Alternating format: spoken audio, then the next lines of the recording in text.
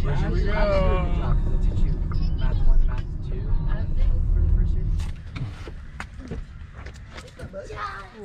Actually, like how about?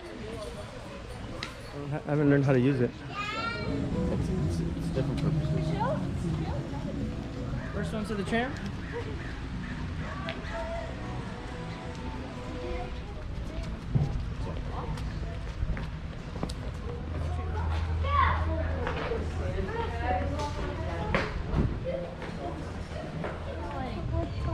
Oh, at like midnight, then I fell back asleep. They hold it until maybe like 5, 6, 7.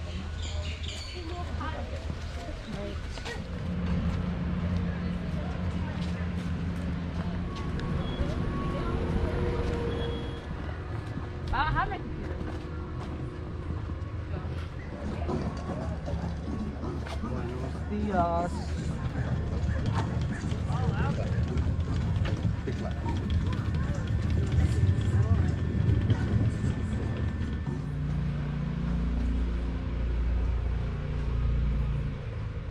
Park after the trail. My name is Kat. I'll be leading this tour for the next roughly 25 minutes. Double volume then.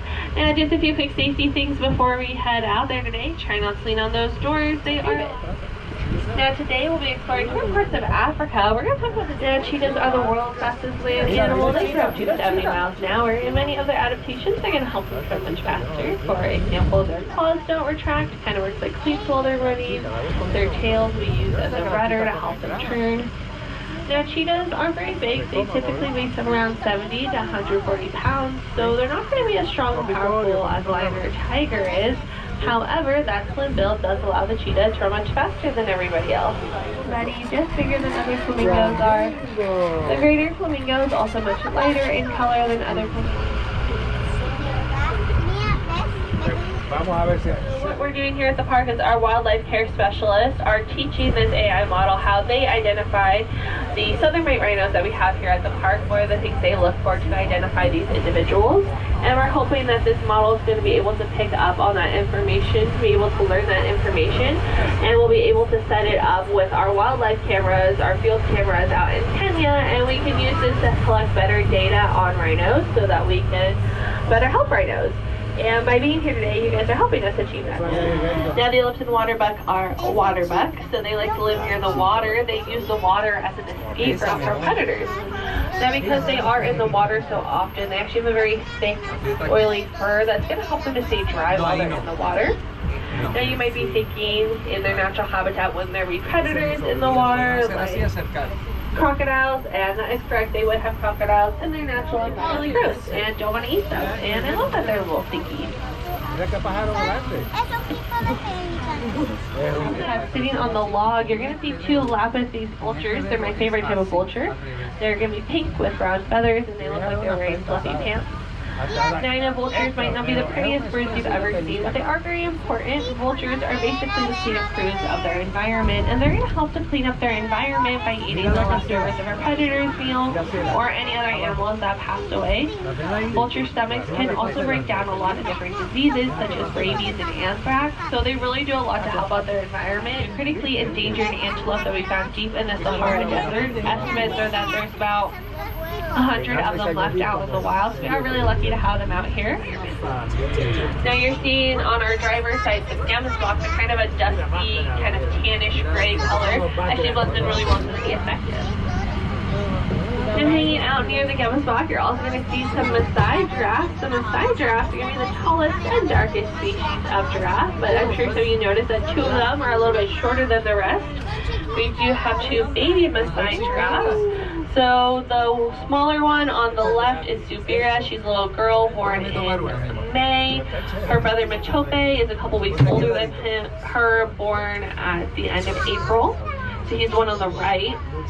And we might get to see more of the family as we loop around. We are going to be looping up towards the top of the habitat, so if they stay up there, we'll probably see them again.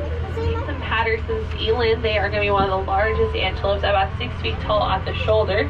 So the baby giraffes, when they were first born, they were about the same height as these Patterson's eland here, but the baby giraffes are already about a foot or two taller than these Patterson's eland, now that they're a few months old.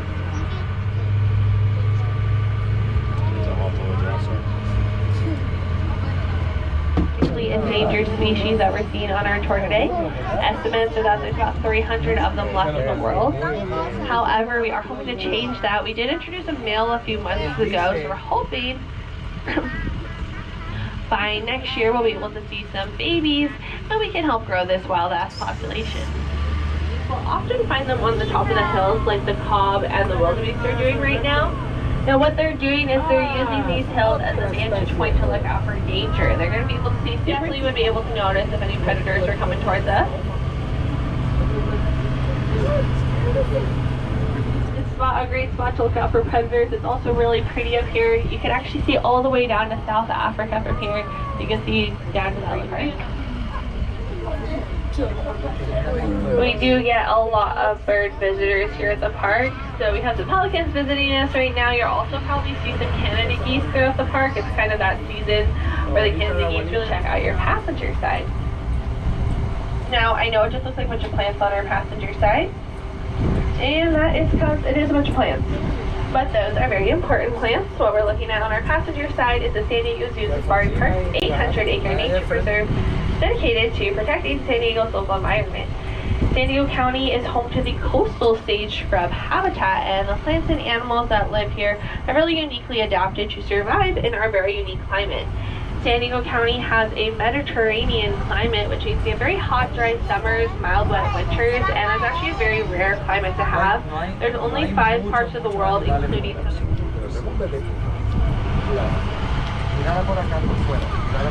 But with that, we are now back in South Africa, and we're getting another chance to see some of those side giraffes that we saw earlier. But it looks like we're actually going to get a real good one. Yeah, the Cape buffaloes are going to have this dark coloring. It's going to stand out pretty well. That's kind of the point. The Cape buffalo is not an animal that's trying to camouflage. They want other animals to see them because they want other animals to know not to mess with them. Cape buffaloes are one of the toughest animals out in Africa, and they're actually known to take on lions out in the wild. They actually have 2 babies that you can actually see pretty well. The babies are a lighter color. I actually saw one of these babies right after it was born on the first tour of the day. That was a really fun day, probably about a couple months ago. So these guys are just a few months old. They're like hiding, and they are tucked away. Now that they're getting a little bit older, a little bit stronger, we're starting to see them a little bit more often because they can keep up with the family. But I do think those sable antelopes are the last ones we're going to see here in South Africa. It is time for us to make our way back to East Africa, which is where we started our East African habitat. Looks like a couple of them from on the hill here. Now, southern white rhinos are actually the most social species of rhino. All other rhinos are pretty solitary animals. Now, part of the reason why southern white rhinos are so social is because they come from the grasslands out in Africa, where it can get pretty flat, not a lot of opportunity to hide a baby rhino. So female southern white rhinos do like to live together so that they can work together to help protect each other's babies. And the safari park was actually one of the first places to ever successfully breed the southern white rhino.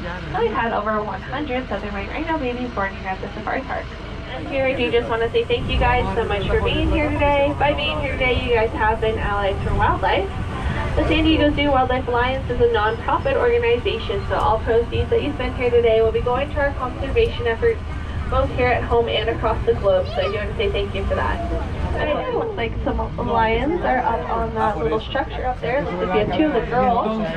3 sisters out here. It looks like they're kind of awake right now, which is pretty good. Lions can spend up to 20 hours a day sleeping, so it's always really exciting to see them awake. Like I said, they are going to be to the right of the tram station. Now, once again, you guys, my name is Kat. I'll be hanging out around the station if anyone has any questions for me.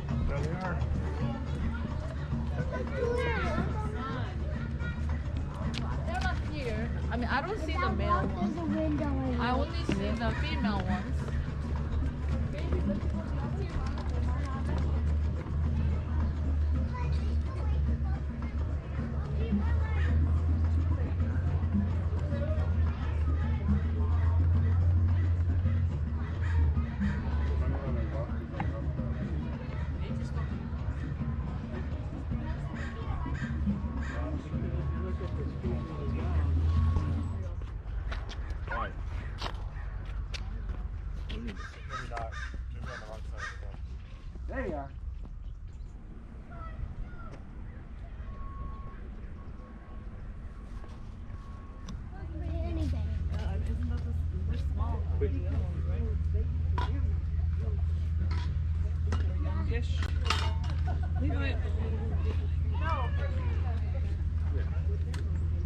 baby was born.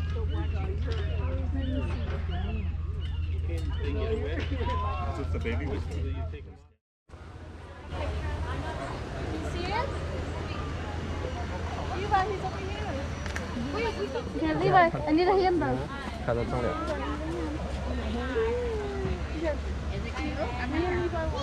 Job done. That's funny.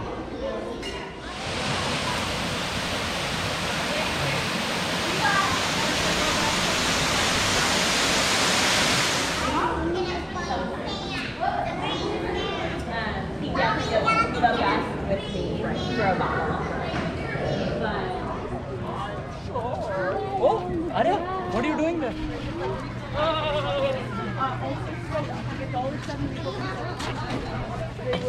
Oh, yeah, there's a lot of them.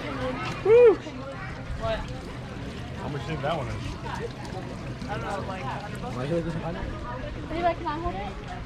That's a sweating.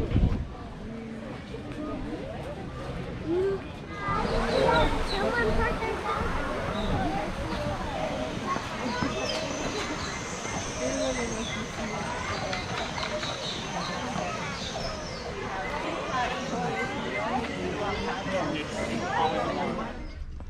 What are you doing? Are you doing it to the minivan? Yep. Wait, what's his name?